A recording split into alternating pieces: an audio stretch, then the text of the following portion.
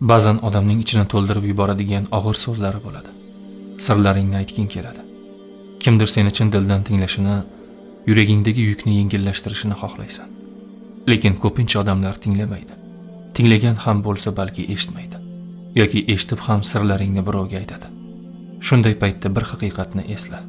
Eng yaqin suhbatdosh seni yaratgan zotdir. Qo'lingni och, duo qil, ichingni to'kib sol.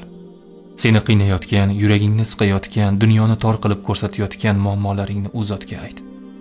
Alloh nafaqat eshitadi, balki senga yo'l ham ko'rsatadi. Sirlarni eshituvchi, qalblarni xotirjam qiluvchi, tinglovchi, eng to'g'ri yechim beruvchi zotdir u. Duolaring ijobat bo'lishini xohlasang, Duo anatomiyasi nomli 7 soatlik audio kitob tayyorlab qo'yganman. Bu audio kitob senga to'g'ri duo qilishni va duoning ulug' hikmatlarini o'rgatadi.